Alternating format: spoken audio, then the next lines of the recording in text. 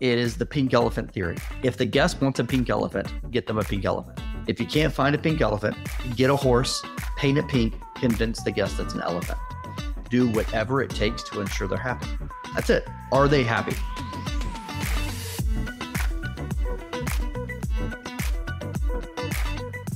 Well, here we are. It is Pink Elephant with Chris Adams, but not just with Chris Adams today. We have one of, honestly, a mentor, a friend, a confidant in many ways, someone that I text with random memes, a guy that's been a part of my life, honestly, for, Ryan, it's been what, 25? It's been a long time. Almost 30 years, probably. My God, I'm getting old. But I do have Brian Sanders with me today. Our friendship's longer. It's been lasted longer than some people's marriages, you know? Well, yeah. Well, you know what, Ryan? That hurts a little bit, but yeah, you're right. I wasn't referring to anybody on this podcast. You see, there you go, taking stuff all personal right out of the gate. Right out of the gate. I know. Right out of the gate. By the way, why is this called Pink? Why is this called Pink Elephant? I'm just going to interrupt. Why is this called Pink Elephant? So when I first started in hospitality, I didn't know anything about it. Like I mean, you knew my previous life of music I thought I was going to do that my entire life. And I stumbled into hospitality, didn't know anything about it. And the general manager of the hotel that I was working in at the time, it was a Ritz-Carlton. He looked at me, he said, "Look, man, I'm going to explain Ritz-Carlton to you really simply." He says, "If the guest wants a pink elephant, get the guest a pink elephant. If you can't find a pink elephant, get a horse, paint it pink, convince the guest it's an elephant." And it was one of those moments for me that I went, I get it. Like I understand hospitality and what my goal was, what my role was, I guess, at this hotel. And that has just stuck with me. And it's turned into, we do this huge workshop called The Psychology of Hospitality. And people call it the pink elephant. Because there's this whole piece of it. I talk about that. Right. And it's now been intertwined within our company. So okay. There you go. I was curious. Well, you can go Can back I finish introducing you now? You can go, but yes, I apologize. No, hey, I'm here for you. I'm here for you. So whatever I can do to make you happy. Brian Sanders, Executive Vice President of, are you EVP of Spirit FM or is it PAR? Positive Alternative Radio, PAR, yes, sir. Positive Alternative, PAR FM. As again, best-selling author, which I am proud to say. I've read your books, Thank you, sir. And just really a leadership guru, and for me a staple in my. Let's all sit back journey. And consider you just called me a leadership guru. Let's just all sit with that for a moment, and let's all be very afraid. Okay, go ahead. It's very to each their own of what you get from others, and you have. I understand. You've made a positive impact on my life, sir. So well, that wasn't hard to do. Yeah, that's actually valid. You told me before we got on here we could be snarky since we have a long friendship. So there you go. It's working. It's working. Yeah, so far. And listen, I'm gonna get hit here a few times too. So go ahead. I'm not going to do it. At least not yet. I haven't had any alcohol yet today. So. What's holding you back? What time is it there? Yeah. Noon? I know. You're behind schedule. I am drinking tea. Still drinking tea. Oh, okay. So I said, like, big leadership, you introduced me to the concept of leadership, right? I grew up, my dad was a psychologist. He was big on leadership, but I was a kid. I lived in his house. I didn't really understand what he was necessarily doing outside the house and that element. And then I worked with you for you, and you introduced me to the concept of leadership. And it completely changed and revolutionized the way I thought. I wasn't good at it necessarily in the beginning, but I understood what I was trying to do. And it was, that was the foundation and building blocks, I think, to help get us where we are today. I remember you're the one that introduced me to the 21 Irrefutable Laws of Leadership. That was hate to say it, that was my Bible, man. I mean, that was it from a leadership standpoint. I still think it's one of the best leadership books ever written. I agree. So I agree. When was it for you that you felt that leadership was such a vital part to an organization? Was there a turn? Like, was there a moment? Was there somebody that you had met that did that for you? I'd say my dad, watching dad lead in the Air Force, watching dad lead at this plant he worked at and that kind of stuff, seeing that, and then getting into different organizations, and you could see how things could be better, but there was no way that in the seat I was in, I could make it better. I mean, it's kind of like pushing a rope uphill. It's just, I mean, you're just not in the right seat to make this thing happen. Yeah.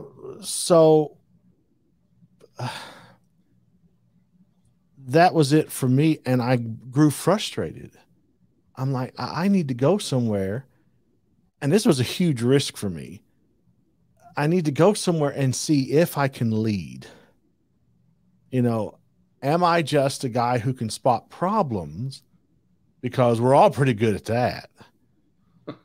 Or am I a guy who I see the problem, but I think I have a way to fix this. And so that was kind of it for me. In our industry and hospitality specifically, and now we're kind of expanding even beyond hospitality and what we do, labor's a huge issue, right? It's a huge talking point everywhere. Just no one has team members. And one of the things that I believe is a reason why we are struggling to find people that want to work in whatever field is or whatever company you work for comes back to culture. And I've said this a few times, and I think this goes back to leadership, but I believe that companies do a great job of creating culture. Right, you go to any company and they can tell you their pillars and this is our standards and this is right. They give you all the beautiful buzzwords of who they are, but they really struggle with the cultivation of that culture. Yeah, and I think living it out. And I think that we're at a time where people are looking for something more than a job. They're looking to be a part of something bigger than whatever the title is that they're given for whatever company you have. And I think the lack of true culture, of the empathy that people want to feel that you have for them when they work for you. I think a combination of all that stuff, it has people going, look, in hospitality, I'll tell you what I believe happened is most people at 11 years old didn't wake up and go, God, I hope one day I could be a server. Right? That's not like, you don't wake up. It's not an aspirational thing typically at a young age. And I think that you go into hospitality for a number of different reasons, but a lot of people do it while they're doing something else, right? So I was a server while I was in school, or I did this to get me through college or whatever it might be. And then you wake up at 30-something years old and realize you're still doing that. Now you've been doing it for 15 years, and that's become your quote-unquote career. Unfortunately, it's an industry that you work nights, you work weekends, you guaranteed to work holidays. That's your busiest time. That's when you make your money. And you've got individuals that for 15, 20 years work nights, weekends, and holidays. And then out of nowhere, the world stops. And they go, hey, you can't work anymore. Go home. Yeah. And next thing you know, on a Saturday, they're at a barbecue. And because as much as everybody believed that we were locked up at home, people still did that stuff, right? And so next thing you know, they're at a barbecue and they go, wow, this is cool. And they go, yeah, we do this every weekend. They go, you guys do this every weekend? And they go, yeah, you're just, you're always working on Saturdays, so it's not something you go to. And then on Thanksgiving or on Christmas, they woke up and they sat across from their grandparents for the first time in 15 years and ate breakfast with them prior to opening gifts. And all these things happen. And they went, what the hell am I doing? What am I doing in my life? I'm missing out on the things I should be doing. For what? And I think that we've really struggled to pull them back because they realize you're family until I don't need you. And then you're gone, right? What are your thoughts? You've hit about 5 topics, and we have 1 hour, and I can't be here till like 8 o'clock tonight. Topic number 1, even in like, even in my industry, we have a labor shortage. We've been looking for people for a while. So it is not unique to like any particular thing. Two, it isn't a money issue. It's Yeah, a heart agreed. issue. Okay. It's a heart issue. And if you want to get a server back, or if you want to hire somebody, first, this is my thing. I rarely hire people who have experience within our our industry, because if they work for somebody else before, I think that they probably taught them the wrong things. And so I don't want to spend the next 5 years of my life teaching you how to do it right. So Is I that want to something hire. that you changed post COVID, or was that something that you've always felt? No, we've always Okay. done that. We've always Okay. done that. Third or fourth, whatever point I'm on here, let me say this. You need to take the mission of your organization. Why does it exist? Mm-hmm. And link that to the reason why that person breathes. Because if you want that person to get up every single day excited to come in there and serve, you need to help them see that part of the reason why they're on this planet is because of this opportunity here. Now, some people, they will get that, and some people won't. And some people will say, well, that's a kind of cultish, isn't it? And I think it's Johnny Yokohama. He's the guy that did this big fish market up in Seattle. Yeah. Yeah. He said the people who call culture a cult are usually people who don't have a culture. So if you want a great culture, link a person's, find out why they think they're here, and then help them fit into your organization's mission or purpose. That will usually unlock a passion as to why they're here. Post COVID, I think this place is a mess. That's what let me just say that, because we're seeing tremendous turnover, and I can't figure it out yet. And I'm going to say this publicly for the first time. I have said this to like my team, and I'm going to say this public. When's this air? So I can warn people. I'm going to say this publicly. I'll give you a heads up. Okay. I fear that people may have gotten comfortable. I'll just say it. Maybe not working as hard as they did pre-COVID. And now during COVID, I didn't have to work as many shifts. I didn't have to work as many hours. I didn't have to deal with like as many people. I could stay home in my sweatpants, eating bonbon, whatever. And now we want to return to a post-COVID work life. Yeah. And some people, they don't want that. I could be 100% wrong, but for right now, that's my best guess. Yeah, and I mean, thoughts look, on that for you? Thoughts on that for you? I wish that we had this magic 8 ball that we knew. Like I'm such a data junkie that I look for data to give me the answers so I can make good decisions. And I don't know that we have any one metric that we can measure right now that gives us the correct answer. So are you wrong? No. Are you right? Who knows? Who knows? I think there's an element of truth for sure, at least for some.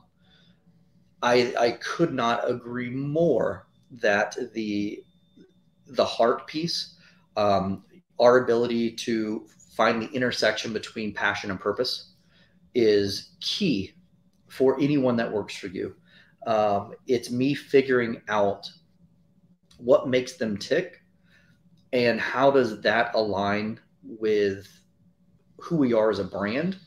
But I think the one other piece of that that is important for me is I also have to figure out, I believe every person on this planet, regardless of what your faith is, I believe everyone was born with natural talents that you don't know why, just so-and-so is good at X.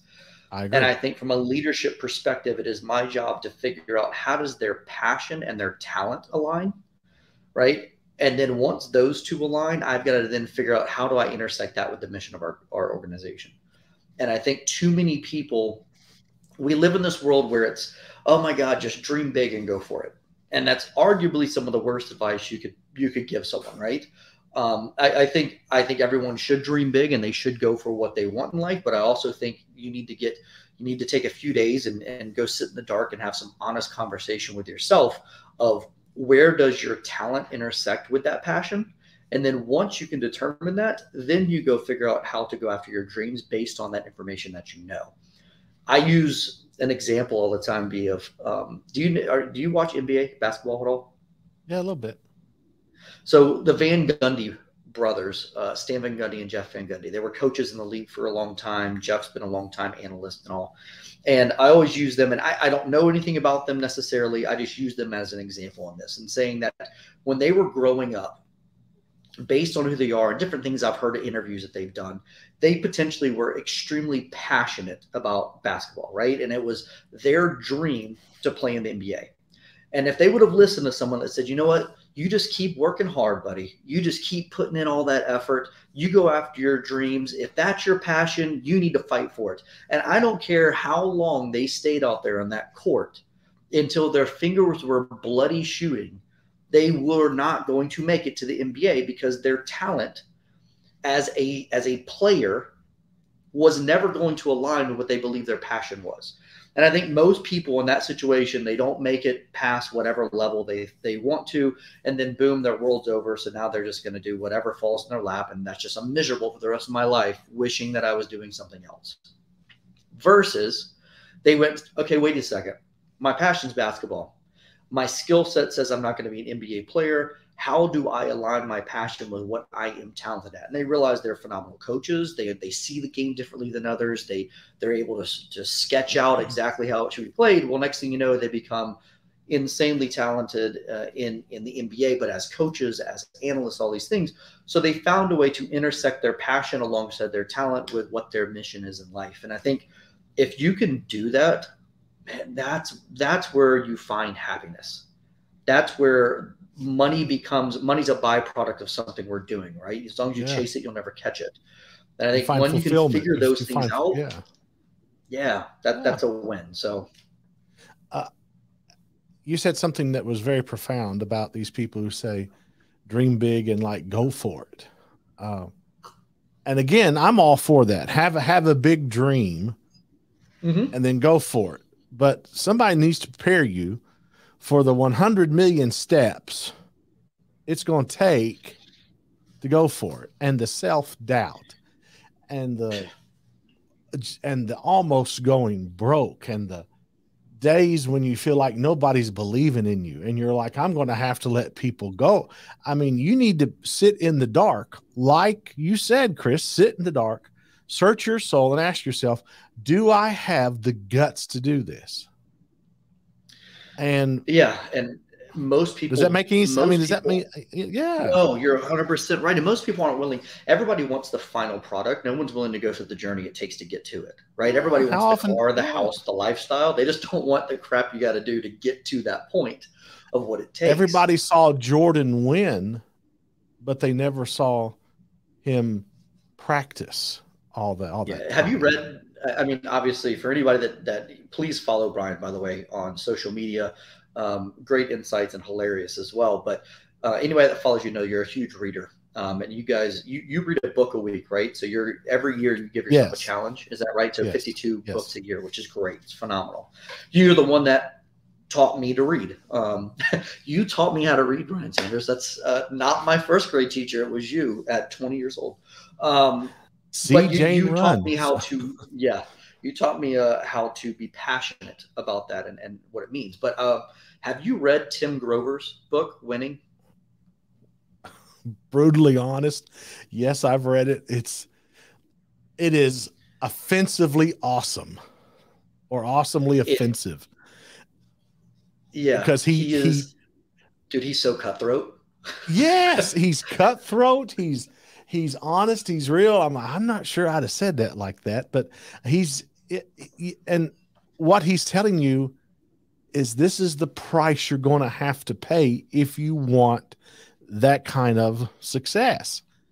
And yeah, I it love. isn't all puppies and rainbows. No, we have mutual friends. We have mutual friends, and he sent me that book when it was first coming out. I read it, and there was a part of me growing up, a big sports guy and a huge Jordan fan, that I was just like, oh, now like I'm getting the inside scoop on, what made him so great. And then the other side of me was like, oh my God, this dude, he is hardcore. Like freaking A, man. Like at one point I was like, do you ever give hugs? Like, is that ever at any point in time? But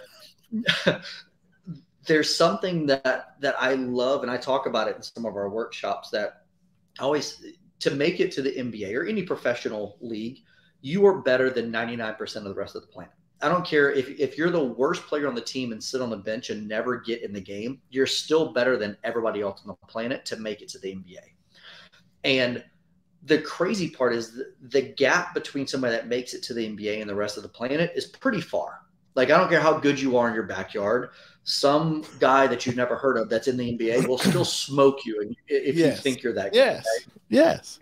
But the thing that's astonishing is the gap between that player and then Jordan or Kobe or LeBron or the greatest of all time. The gap between that player and them is even greater. And he talked about the fact that what made them great wasn't what happened on the court. It's what they were doing when no one was watching. Yes. And that's just, for me, I was like, I get it. Like, are you putting in the work when no one's paying attention and you're not getting accolades and no one's like, oh, look at you doing this and that. You're just saying, I'm going to work harder than everyone else behind the scenes to make myself that much better. I mean, you need to get comfortable. You need to be comfortable with not being thanked, not being praised, to be the dumbest person in the room. Surround yourself with smart people who are brilliant, and be willing to sit there and act stupid so that they come up with even better ideas. Constantly train yourself. Just be learning so that you can figure out what those. I mean, great book. Again, awesomely offensive. So great book. There was no, you know what? Let's edit that down to a little softer. No, nothing like nothing. And like you said, does he ever get a hug? I mean, does he need a hug? You know what I'm saying? I guarantee you, how many wives he been through. I probably shouldn't have said that, but there's that. So yeah, I don't know the answer to any of those, but great for anyone that hasn't read it. Tim Grover's book, Winning. It is a great book. Just be prepared for it. It is aggressive and in your face, and sometimes you need that, though, right? Let's talk about your books. What about them? You have two. Yes, sir. You have one two was a great success. One was a grand failure. One was #1 on Amazon. So I did a book tour. Leadership Endurance. I did a book tour, and we were scheduled with a bunch more dates, and then the pandemic hit. Mm-hmm. And then my dad passed away, and I wrote a book called Be Like Dad, which is 50 stories about leadership from my dad. Tremendous failure, absolute failure. And that was released during because of the number of copies that it sold. I still got books in a conference room over here. But do you not think that part of that process, I think you're gauging success and not success by standards of, my publisher says I need to sell X to do it, versus sometimes you need to go through some stuff and put pen to paper as part of the therapy to get you where you're supposed to be. That's part of what that was. I agree. And so, I loved writing them. I didn't like editing them. I find that, look, I've written this, I'm done. Can we move on to the next thing? No, sir. You need to sit down and edit these 400 pages. No, I'm not. No, I'm a builder. I want to go on to the next thing. I enjoyed the touring. I enjoyed speaking. I enjoyed meeting people. That was a blast. I love that. I'm currently working on leadership encouragement, which is it's a lot like the first book. And it'll have a bunch of leadership stories in it and things like that to help leaders along. So out of curiosity, because you've said this word a few times now, and it's extremely important on our side in what we do. And I'd love your take on it, because I have my own theories. But storytelling, right? If you read your first book, Leadership Endurance, you have a number of phenomenal stories in there. You know, you're a huge Lincoln fan, and there's a lot of Lincoln stories in there, and I reference them often. And in everything that we do on our side, we do a lot of storytelling, and some of that is part of the branding and marketing side of our company that is helping create brands, and how do we help them tell that story. But a lot of it is the way that we have adapted our training at hotels is a lot of storytelling. And why do you think that term is being thrown around nonstop right now? Storytelling. Why do you think it's so important that people are looking for the storytelling side versus here, A, B, C, D, E, here's your bullet points of what to do? I want to use an example that may offend some of your listeners, and please just bear with me through this. I guarantee you that millions and millions of people, they could tell you the story of the Good Samaritan, but they probably can't quote Jesus a single verse. That's the power of a story. Stories last longer than principles do. So if you have a leader that like all he preaches is like this principle and this principle and this, you're going to wear me out. Tell me a story. Give me a story that like I can hide my heart, keep in my head, that because I'll never forget that. And a story usually gives you a model, somebody that you can live like. So that's why I study Lincoln and FDR and Grant and Churchill and, and Frederick Douglass and all these other folks, and because I need people who failed and who had flaws, but were also just normal. They were just successful. So what I want to look at is I want to find people, because I'm flawed. I screw up. I'm not perfect, but I need somebody that I can follow who can give me examples. And their lives are like stories. People love stories. That's why all these whole streaming platforms have just exploded, because people have stories and they are attracted to them and they'll go watch them. Does that help answer your question? No, it's great. It's great. Starbucks. Have you ever heard of? Go ahead. No, please. I was going to say Starbucks. 20 years ago, you'd buy a cup of coffee and they would tell you the journey of the coffee bean, of that coffee you ordered, where it started, where, how it was processed. Yeah. They would tell you the story, and look how they grew. It was crazy. They've done okay. Howard did all right, didn't he? Howard did all right. That guy, he did all right. They so good that they said, you know what, come back for round 2. Yeah, come back for round 2. Have you heard of the significant objects? The study that they did? No. Significant objects there was a guy, he decided that he was going to have a garage sale. And so he asked some friends to come over to help him clean up his garage to get ready for the sale. And, typically at a garage sale, there's 3 buckets. It's trash. We just need to get rid of it. It's I'm holding on to it, not selling it. And then the third bucket is we need to put a price tag on it because we're going to sell it. And he's sitting there and his buddies are helping him distribute into these 3 buckets. And this one guy grabs this coffee mug that he had in the garage, and it was broken. And his friend picked it up and walked it over to the pile of trash. And he freaked out. He's like, dude, what are you doing? And his friend's like, bro, I'm throwing away a broken coffee mug. It's time to let go. And in that moment, he realized that coffee mug had no value to his friend. It was broken. But to him, that coffee mug was given to him by someone very special. It had a story attached to it. And he was curious if there was something to it. So he went out and he spent like $800, if I remember right. You can Google and read about it, but I think he spent X number of dollars and went to thrift stores and bought all these tchotchkes, like snow globes and just random stuff.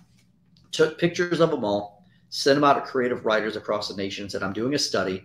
Would you create any story you want around this picture and send it back to me? And they did. And he took those items with their story and he put them on eBay next to exact items without a story.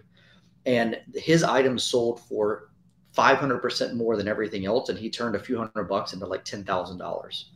And it basically talks about the power of a story and how it gives value to whatever it is that you're doing or selling, or even you. And I talk a lot about in our workshops, what is your story?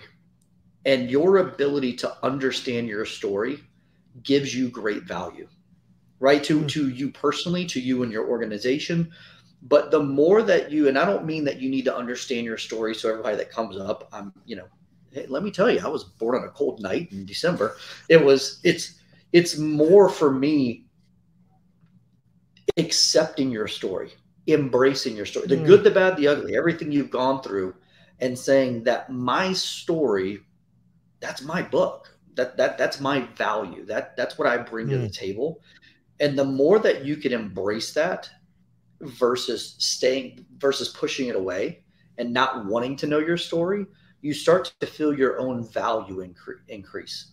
And then you see yourself walk differently and stand differently.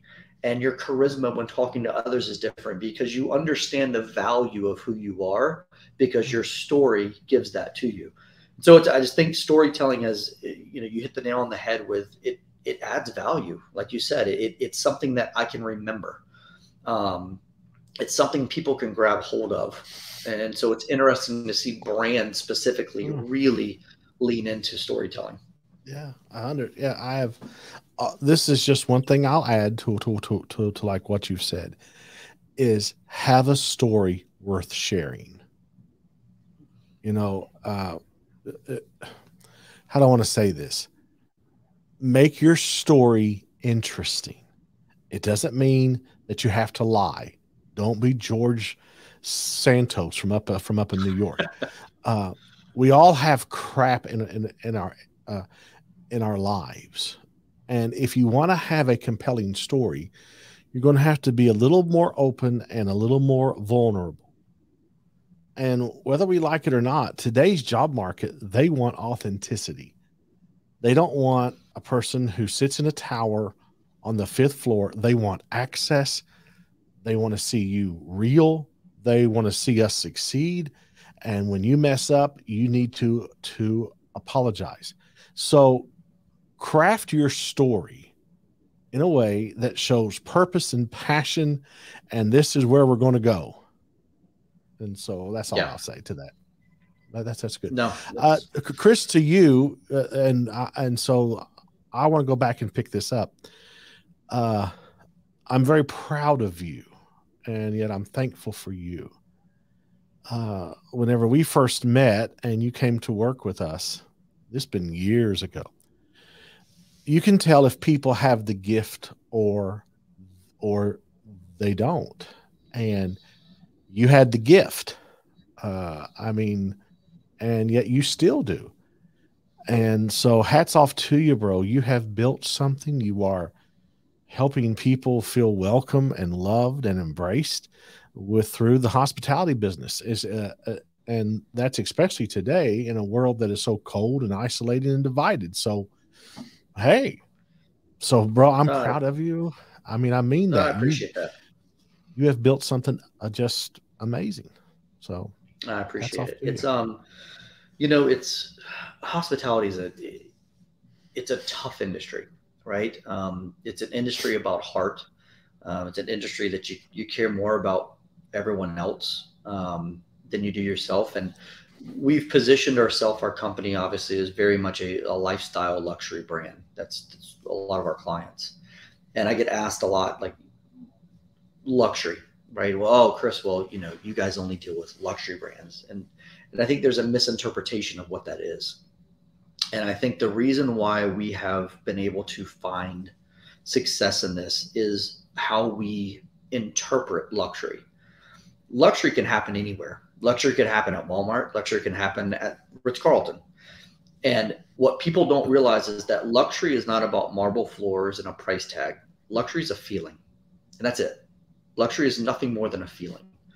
How you make someone else feel determines how luxury you have made their situation, right? If you grew up in a small town that's, got a few hundred people and you've never been to a big city before, you never experienced anything like that, and out of nowhere, they decide that they're going to build this brand spanking new Target in the middle of this small town that's never seen this. And on day one, you show up just in awe of the massive structure that's there. And there's people in these red shirt uniforms, tucked in, looking sharp. And the minute that door opened, there's somebody standing in there that just says, "Welcome to Target." That's luxury. It makes you feel something. And when you look at hospitality, and this is where I think we struggle right now in hospitality, is we're so hung up on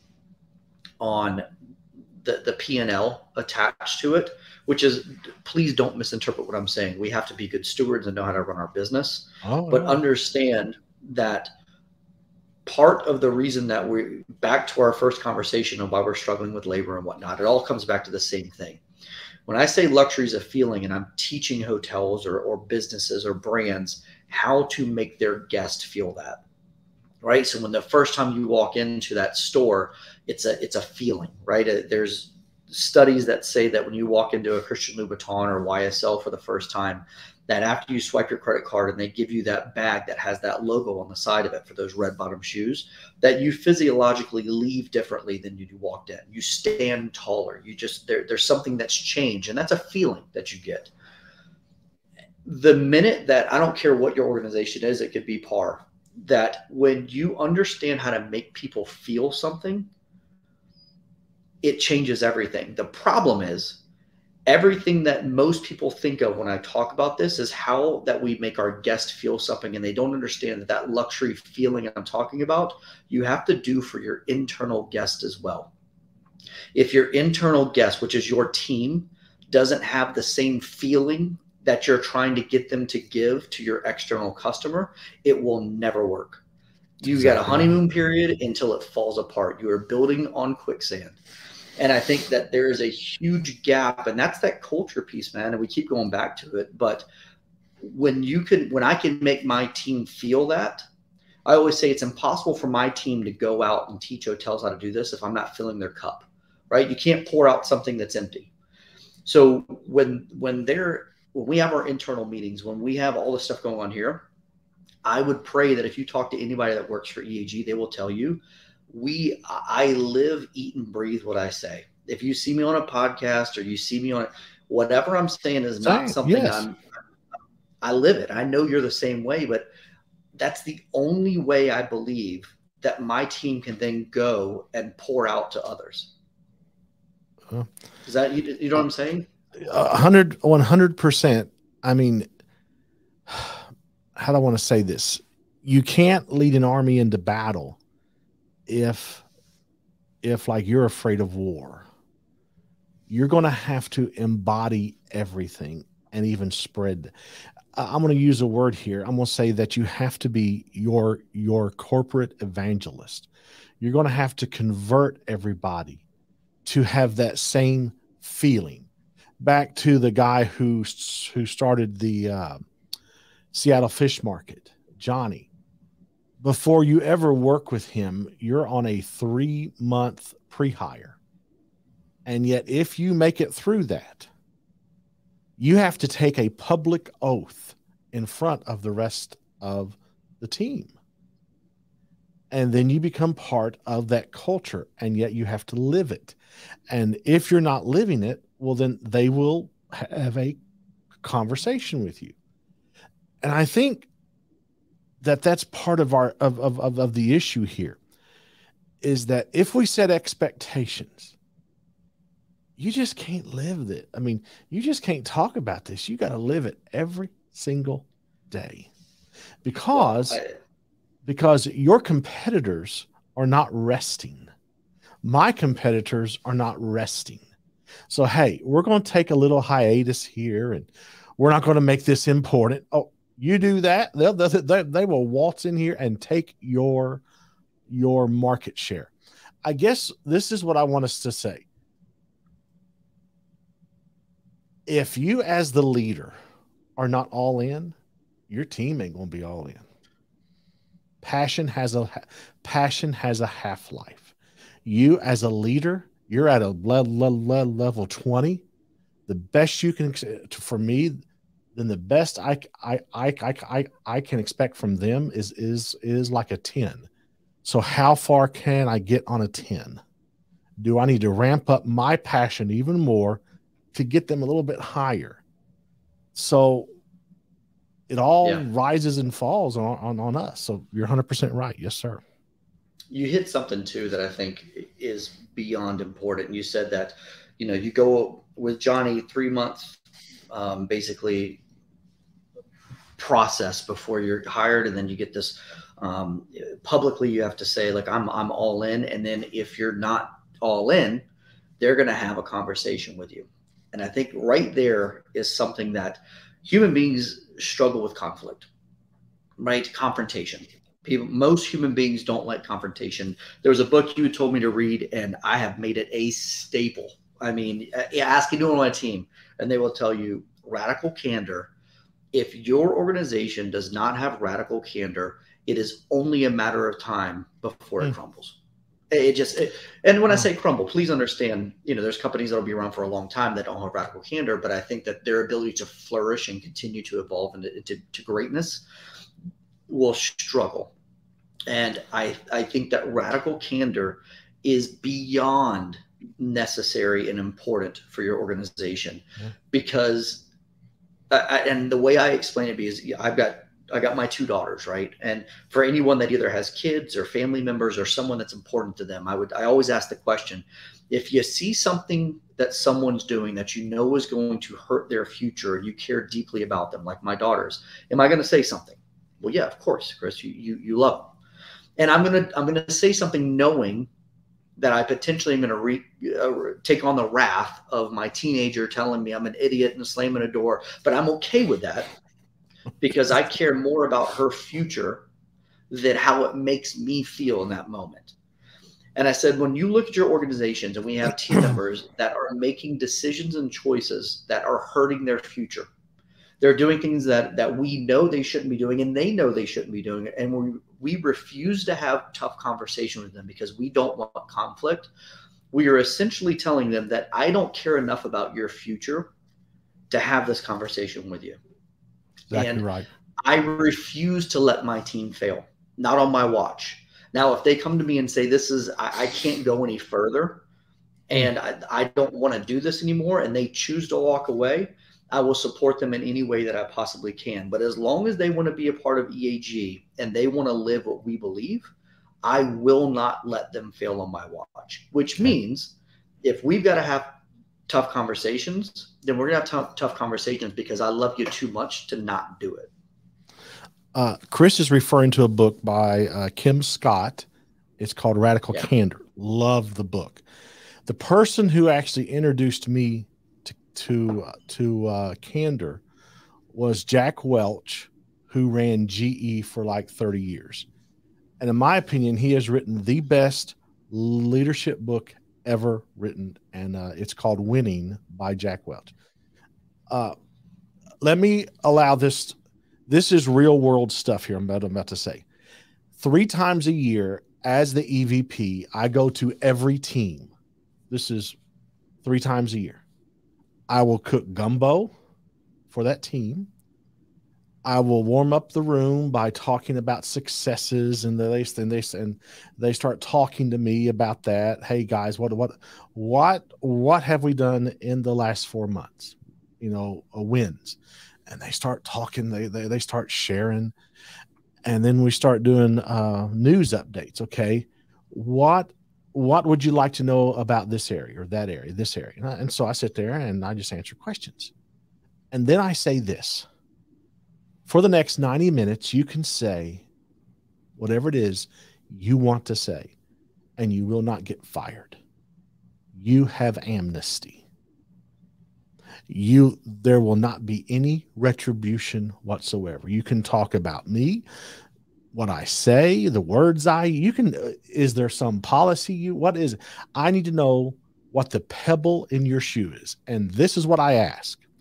When you go home at night, what is it you complain about regarding your job?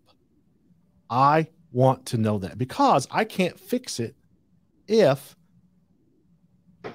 you're not willing to tell me. So I do that with like every team 3 times a year.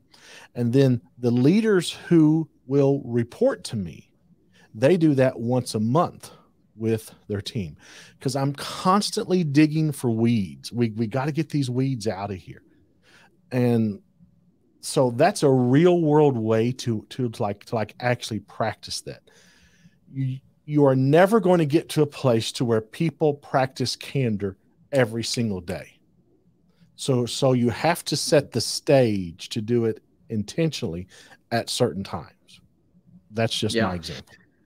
No, that's good. And what I always say is you can't just read this book. Let's say you've got a company, you read this book, you're like, you know what? I'm rolling out Radical Candor tomorrow. Oh, it's going to blow it up. People are going to be leaving. People will leave. Yeah. And I think Radical Candor works when there's trust. And you have to build trust with your team so they know when those conversations are happening, you're doing it because you care, not because there's some other ulterior motive. And that only happens in trust. And I think coming out of the pandemic, what's one of the biggest things, if you look at a lot of data that's been out there, people don't trust their company. People don't trust the company that they were furloughed from. People don't trust the company that they're at now because they furloughed people that they know that were there previously. There are trust issues at organizations. And I think you start compiling all these things we've been talking about, man, from culture and leadership and trust and radical candor. You take all these things and you start putting them together, and you got a big snowball of stuff that amounts to what's wrong right now and why we're struggling from a labor perspective. And I think just organizations across the board. I don't think there's one thing, and it's a lot of things. We're going through a little bit of a transition period here at a PAR. And this is a leader's heart. This is my heart. It kills me whenever people leave the organization. Let me say it like this. It kills me when the right people leave. Now, and I take it personal because this organization for me, it's like an extension of me. I built this thing. You know what I'm saying? We got 60 employees. You know, we got 5 different networks across 5, 6, 7, 8 states. And I take this personal. And so whenever people are leaving, I'll have a phone call. I'll have a Zoom. I'll say, I need to know why. And I'll start out like this. I'll be very vulnerable. I'll say, what is it I did wrong as the EVP? And people are shocked. Sometimes they're just like, this is the best place I've ever worked. It's just that y'all expect a lot. And I don't want to have to, people have actually said, I don't want to have to work that hard. Yeah. See you later. Yeah. So do you think it's important? Go ahead. Go ahead. I'm done. I was going to say, do you think it's important that we make sure that we don't put our expectations that we have of ourselves onto team members? That we need soldiers sometimes, right? Not every single person wants to become the next vice president. Sometimes we have team members that they want to be whatever that position is, and they're phenomenal at it. Do we need to be careful that we don't try to push them to an area that ultimately is going to bring failure? When they're great in one role, they're happy in that role. How do we celebrate that without it feeling like to us as the leader that they're just complacent in their position. Does that make sense what I'm saying? It does. I think, I hope I'm going to answer this correctly. A skill set as a leader that you need to have is to be able to spot talent. And after you work with a person for a little while, you should be able to say, does this person have the gifts that if Brian were to die tomorrow, they could take my job? That's who I want around me. That's who I want around me. I have sometimes surrounded myself with people who had the gift. I was right; they had the gift, but they didn't want to leave the nest. And you start pushing them to leave the nest, and they fall and they hit the ground, they fail, and like, this isn't for me. And I'm like, you have the gift. I don't care. What if you had a server? What if you had a server in a restaurant, and they are just an absolute rock star as a server? I mean, okay, best of the best. Okay. And they're great with people. All of the team loves them. They're just, I mean, if you can replicate them, your entire service staff would just be on fire. And you love them so much, and you're pushing them because you see how great they are. And you want them like, hey, you know what? Have you thought about becoming a manager? We're looking for a new position. We want to, people love you. You're phenomenal at what you do. You can help train others, and you put them into this role, and you do your best to try and mentor them. And that they fail in that capacity. So now you've taken someone who was a rock star and they were very happy in their role. They weren't necessarily looking to become the next manager. You pushed them to go into a position that's not their skill set. So is it not better to keep them in a role, keep them happy, celebrate them, find ways to let them continue to increase where they're at? Why do we have to put them in an elevated position for them to make more money? Can we not find ways to how are you going to celebrate where find they're out? at? I guess my question is, how will you ever find out if they're going to fail if you don't give them the chance? That's. Do you not think that we push them sometimes to go into those roles that they're not asking for? Oh yeah, I've done that. Right? Because that's more what I'm saying. I got you. Yeah, because Brian knows best. I know, no. That's a good point. Yeah, I just think we have to be careful sometimes to make sure that our soldiers are celebrated at being great soldiers if that's what they want to retire doing, and not assume that every single person that works for us that's talented is trying to go from soldier to the next position in the Army to the next position to ultimately become the general. Yeah. That's not everyone's path. And we can't gauge success based on that. Does that make sense? What I'm saying? That's a very good point. Yeah, yes, I will wrestle. I will live with that for a little while. Yeah. And I've really messed up in the past by like doing that to people. And yeah, no, I feel you. And I can probably say the exact same thing. Simply because I want so badly for people to be able to grow into these things, when sometimes I need to sit back and go, you know what? They're beyond happy in their role. They are the absolute best that we have in that role. And that's where this is how I think. This is how I think. How much happier could they be if they were to spread their way? Because I think everybody should be on my journey. Well, but also this is my job as well, is that if you're a leader, your job is to make more leaders. And so sometimes I can choose wrongly. So that's where I get, you know what I'm saying? So that's where that is. Yeah. For me, the more we grow, the more I have to be careful that you get 5 employees, 20 team members, 100, 200, 500, and go, am I trying to create 500 leaders, or am I making sure that I'm being very disciplined on who they are, where they're going on their journey, and clear the path to take them there, and not try to direct everyone down, the Chris Adams path of. Yeah.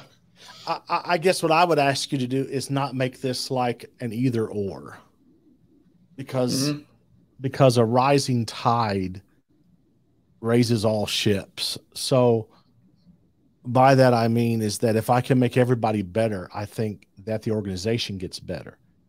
Does that now? Welch taught this. Welch said that you can divide any workforce into like three different categories. Your top 20% are your star performers. You never have to motivate them. You just, hey, bro, you're awesome. You're great. Here's an extra $500 just for being. Then people will go out and they will storm the gates of hell for you. Then there's the middle 70%, which is where you spend most of your time. These are people, they love their job and they have a passion, but you're going to have to motivate them. You're going to have to remind them why they're there and work with them. And that's where most of your problem conversations will occur. And then there's the bottom 10%, which like should be fired. And one of the issues I think, we've been talking about is that we are afraid to fire people because we actually need people. So like to your point, that top 20%, I'm going to push. I'm going to say, come follow me. I think you have the gift. And 8 out of 10 times I'm right. And yet I have a lot of guilt about that whole 20%. So there you go. Yeah, so no, I hear you. Man, I feel like you and I we could do these daily or hours on. I'm up for it. I know. The Joe Rogan experience of like 3 hours long podcast, just talking about this stuff until people are like just turning us off. Like, please stop. Hey, man, just as long. Yeah, I don't care. Just as long as they listen some, Exactly. That's it. If one person goes, you know what, I needed that today, then it was worth it. If nothing else, it's therapy for myself. So, man, I would say thanks so much. I appreciate you being here, taking time out of your crazy schedule. Thank you, sir. I am honored. I am so honored, Chris. I am very humbled. Thank you for even thinking of me and asking me questions and reaching out like you do. I am so proud of you, and I'm very thankful for you. And I hope and I pray continued success for you. So, thank you, man. I appreciate that. And if people want to grab some of those books that you have over there in the conference room that you said you're sitting on, where's the best place that they can follow you or find you? There's you can go to Amazon. You can look up Brian Sanders Leadership Endurance. You'll find it there.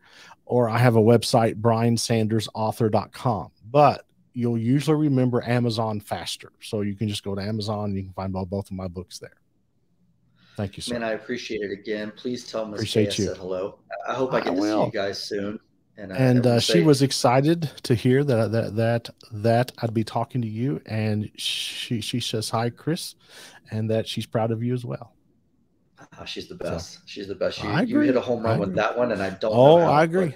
30 years this year. We've been married 30 years. Congrats, man. That's awesome. Take care, bro. Well, thanks everybody thanks everyone for watching. I appreciate it. You can find us at www.ellisadamsgroup.com or on Instagram at EllisAdamsOfficial or myself at ChrisAdams_EAG. Until next week, it has been the Pink Elephant, Chris Adams. We will see you soon.